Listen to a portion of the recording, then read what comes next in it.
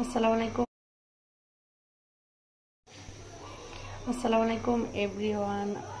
নিজের হাতে চিতই পিঠা বানিয়ে ভেজানোর মজাটা একদমই অন্যরকম।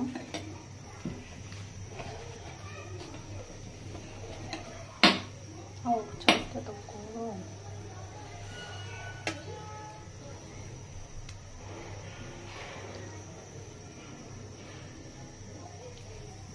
এই আমার দুধের পিঠা।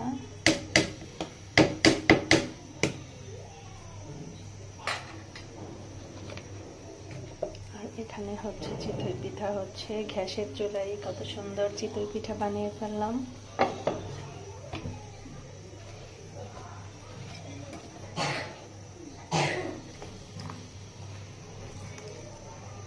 কেমন হয়েছে?